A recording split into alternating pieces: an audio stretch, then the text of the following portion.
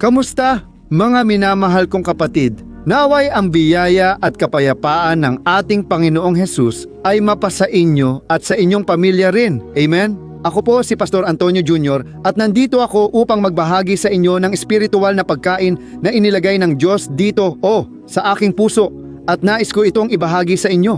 Mga kapatid, parang hinahawakan ko ang kamay nyo at sinasabi, lahat ay magiging maayos. Lilipas din ito. Lahat ng mga paghihirap, mga problema, mga pagdurusa na hinaharap natin ngayon ay hindi maikukumpara sa inihanda ng Diyos para sa bawat isa sa atin. Pero para mangyari iyon, kailangan nating manatiling matatag. Huwag umatras, huwag sumuko. Dahil sinasabi ng Biblia na hindi natin dapat hayaang may kumuha ng ating korona. Mga kapatid, may korona ng tagumpay na ilalagay ni Jesus sa ating ulo sa walang hanggan. Ayon sa Biblia, hindi tayo dapat panghinaan ng loob o mawala ng pag-asa sa gitna ng pagsubok. Matapos nating mapatunayan, tatanggap tayo ng koronang buhay na inihanda ng Diyos para sa nagmamahal sa Kanya. Kaya mga kapatid, magpakatatag tayo hanggang wakas. Gusto kong pag-usapan ngayon kung gaano kahirap sundin ang kalooban ng Diyos. Hindi ba totoo? Ang hirap talagang sumunod sa salita ng Panginoon. Pero bibigyan kita dito ng paraan at pag-asa. Sigurado akong magiging makapangyarihan ang mensaheng ito sa pangalan ni Jesus. Bago tayo magsimula, gusto ko lang hilingin na pakiclick mo dito sa button na mag-subscribe, lalo na kung bago ka pa lang dito. Kapag clinic mo ang button, lalabas ang kampanilya. Mahalaga ring i-click mo ito at piliin ang lahat na opsyon. Tama ba? Sa ganito, matatanggap mo sa cellphone mo ang susunod kong video. Araw-araw akong nagdadasal tuwing alas 5 ng umaga at nagre-record ng video tuwing alas 2:30 ng hapon na naging biyaya sa akin. Tuwing alas 6 ng gabi, nagdarasal ako at naging espesyal ito. Salamat sa inyong lahat na nagbabahagi. Alam ko na may mga tao dito na may WhatsApp group at araw-araw nilang ipinapadala ang mga panalangin sa kanilang mga kaibigan at pamilya. Kaya, mga kapatid, lubos akong nagpapasalamat sa inyo. Hinihiling ko rin na kung nagustuhan mo, pindutin ang like dahil nakakatulong ito sa YouTube na malaman na maganda ang video na ito para ito sa pamilya. Tama?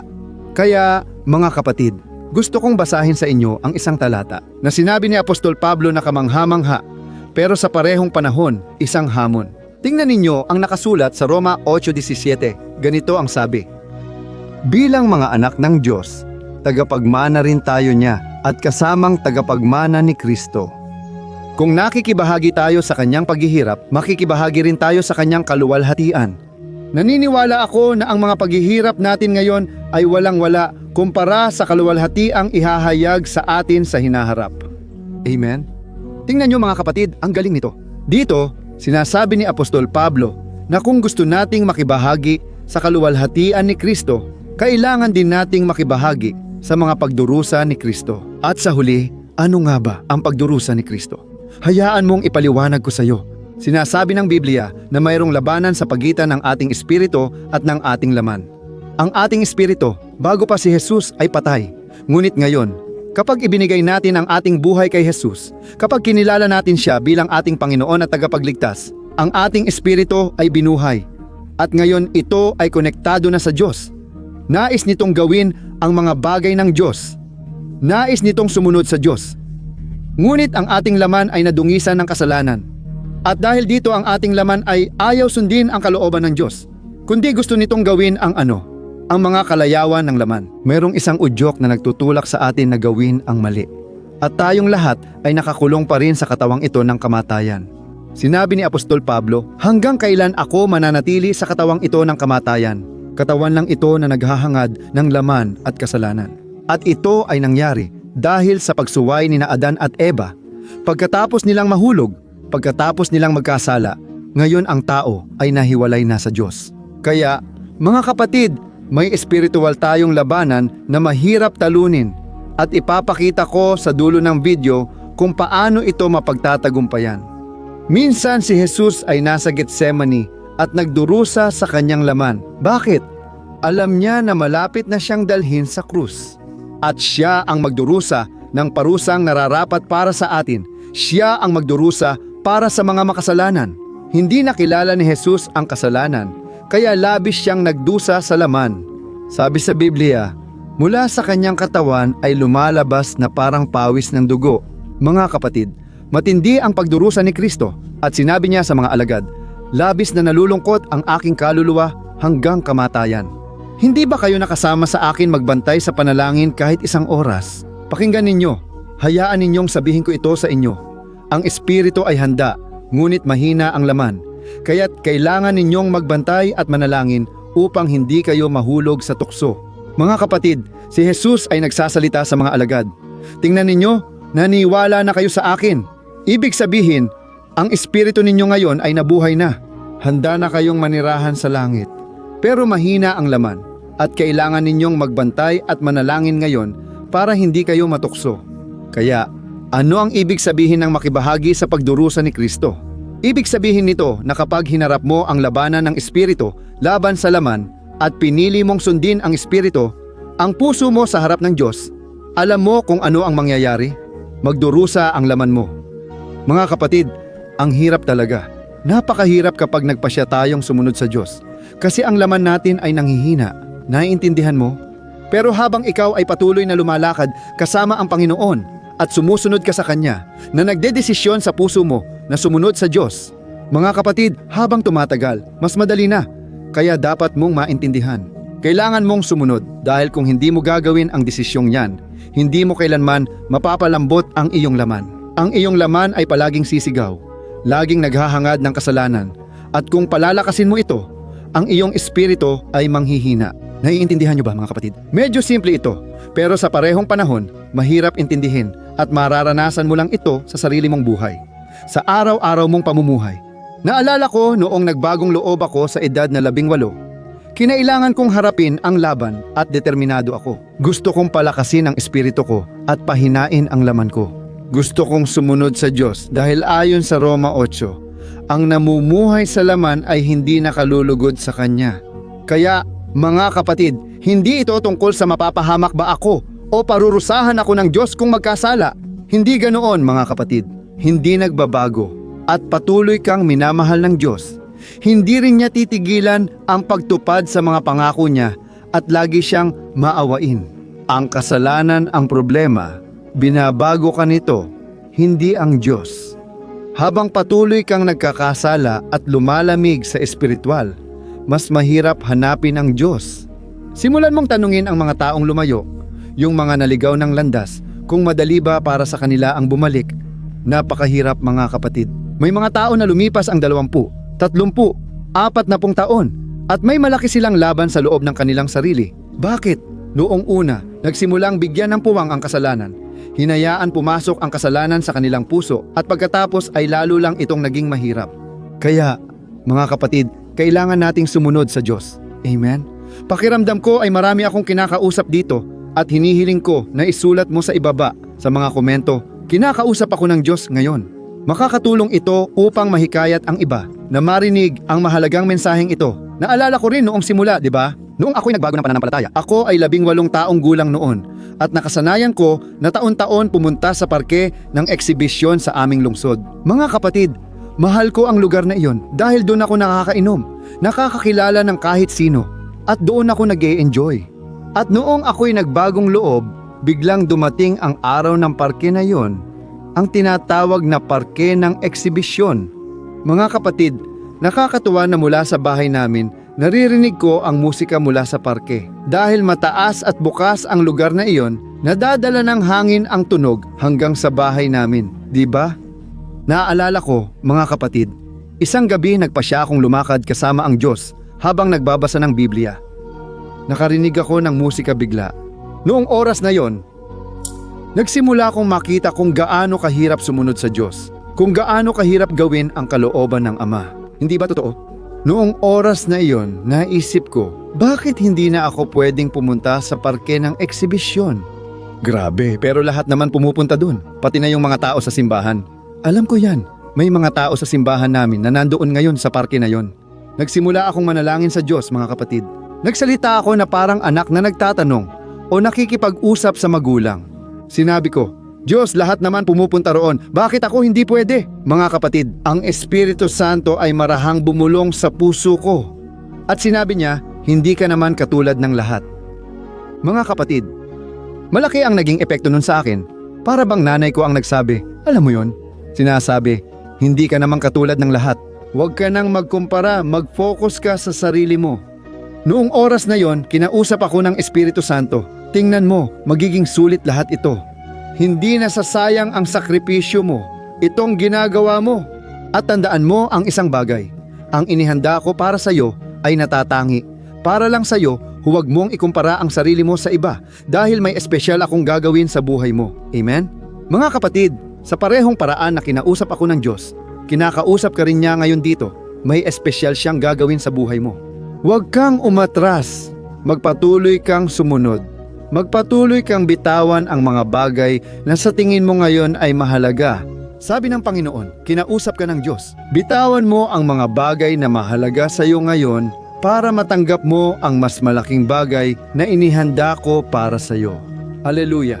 Mga kapatid, sinabi ni Jesus sa isang talinghaga na ang kaharian ng Diyos ay parang lalaking may maraming mamahaling bato hanggang sa makakita siya ng mas mahalaga at pinakamahal na bato. Alam mo ba, ibinenta niya lahat ng gamit niya para makuha ang batong iyon. Ang sinasabi ni Jesus ay ganito, tingnan ninyo, mga kapatid, kung gusto ninyong makuha ang isang mahalagang bagay, kung nais ninyo ang aking kaluwalhatian, ang aking presensya, kailangan ninyong isuko ang mga bagay na mahalaga sa inyo. Maraming bagay sa buhay ninyo ay mga kasalanan, hindi kalugod-lugod sa Diyos. Hanggat hindi ninyo isinusuko ang mga iyon, hindi ninyo matatanggap ang gantimpala ng langit para sa inyong buhay. Amen?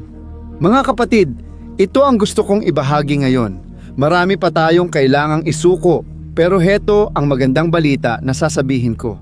Sa dulo ng video, magandang balita ito kapag hindi na pagnanasa ang nangingibabaw at sinusunod mo na ang tinig ng banal na espiritu. Kapag nagsimula kang lumakad kasama ang Diyos, mas nagiging madali ito. Mga kapatid, dati napakahirap para sa akin ang magtagumpay, lampasan, at bitawan ang ilang bagay. Ngayon, para sa akin, wala na talaga itong kahit anong epekto. Alam mo kung bakit? Dahil matibay na ang pananampalataya at ugnayan ko sa Diyos. Naiwan na sa nakaraan ang mga bagay na iyon. Mas madali na para sa akin ngayon na sumunod sa Diyos. Dahil may mga isinuko na ako noon pa. Kaya, mararanasan mo lang ang kapangyarihan ng Diyos, ang kaluwalhatian niya, habang isinusuko mo ang mga makamundo at makalaman na bagay. Amen? Tingnan mo, sigurado akong may gagawing maganda ang banal na espiritu sa buhay mo at ngayon, pwede mo na itong desisyunan. Huwag mong laging sundin ang pita ng laman dahil lalo kang hihina, lalayo sa Diyos at titigil ang espiritual mong sigla. Ang Diyos, may magagandang plano siya para sa iyo. Para rin ito sa larangan ng mga relasyon. Ilang tao ngayon ang ayaw bitawan ang isang relasyon na alam naman nilang hindi ito galing sa Diyos para sa kanila. Pero sila ay nakakulong pa rin. Bakit nga ba? Natataranta sila sa takot na masaktan. At kung anong mangyayari kapag naging single sila. Mga kapatid, ang takot ay hindi galing sa Diyos. Bitawan na natin ito. May inihandang espesyal ang Diyos para sa iyo, babae, na nakakaramdam ng pangungulila at kumakapit sa lalaking lalong lumalayo sa Diyos at dinadala ka sa kasalanan. Bitawan mo na yan. Gawin mo ang desisyong, yan ngayon, kinakausap ka ng Diyos. Kung tatalikuran mo ang kasalanan, bibigyan ka ng Diyos ng mga bagay na napakalaki, napakaganda na hindi mo inaasahan. Amen? At higit sa lahat, kapag inalis mo ang isang bagay na mahalaga sa iyo pero kasalanan, talagang may naiiwang puwang sa puso mo. Pero sinabi mismo ni Jesus na kapag nagsimula kang uminom ng tubig na ibibigay niya, hindi ka na muling mauuhaw. Amen? Angkinin mo ang mga pangako ng Panginoon, aalisin niya ang uhaw mo sa mga bagay ng mundo at ng kasalanan. Pupunuin ka niya ng kaluwalhatiang nakalaan para sa iyo. Aleluya! Mga kapatid, manalangin tayo ngayon. Nais kong mamagitan para sa iyong buhay. Dinala ko na rito ang langis ng pagpapahid at nais kong bilang pagsunod sa banal na espiritu. Nais kong ipanalangin ka ngayon. At sinasabi ng Biblia, may pangako sa Biblia para sa pagpapahid ng Diyos. Sinasabi nito na ang pagpapahid ay sumisira sa lahat ng pamatok. Mga kapatid, may dala tayong mabibigat na pamatok na hindi mula sa Diyos. Dahil sabi ni Jesus, magaan ang aking pamatok pero mabigat ang sa dyablo. Nagdadala ito ng depresyon, kaba, takot at guilt. Huwag mo na yang tanggapin. Ang pagpapahid ng Diyos sa buhay mo ngayon, kung magpapasya kang sumunod, ay dudurugin ang lahat ng pang-aapi ng dyablo. Amen? Luwalhati sa Diyos, iaabot ko ang kamay ko at pwede mong ipikit ang iyong mga mata. Sa huli, huwag kalimutang ibahagi ang panalangin ito. Maraming mahihipo ang buhay sa pangalan ni Jesus. Manalangin tayo, luwalhati sa Diyos. Panginoon, Diyos at Ama, lumalapit ako sa iyong banal na presensya. Salamat po sa espesyal na mensaheng ito. Ang sarap sumunod sa iyo, aking Ama. Ang sarap lumakad sa iyong presensya. O Panginoon, aking Diyos at aking Ama, inihaharap ko sa iyo ang buhay ng aking mga kapatid, ng babaeng ito at ng lalaking ito. Ama, Diyos ko, ang hirap sundin ang iyong salita at talikuran ang pita ng laman. Ngunit, Panginoon, bukas na ang puso ng mga taong ito ngayon. O aking Diyos, nagsisisi sila, tumatawag ng iyong tulong, ng iyong lakas.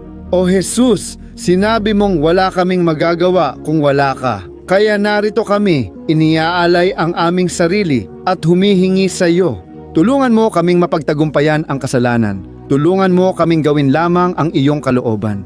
Nais naming lumakad sa pagsunod. Kilala na namin ang iyong salita. Ngayon ang kailangan na lang ay sumunod. At umaasa kami sa iyong tulong, banal na Espiritu. Ikaw lang, Panginoon, ang makakapuno sa puwang ng puso ko. Ilang tao ngayon ang desididong tapusin ang relasyon na hindi galing sa Diyos.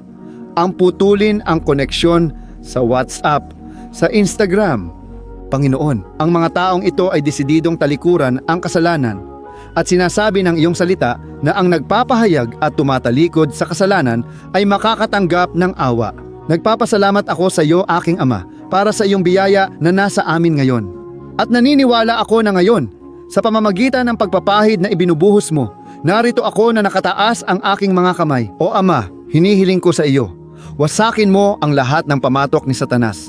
Durugin mo, aking Ama, ang lahat ng pamatok ng kasalanan, lahat ng pamatok ng kamatayan.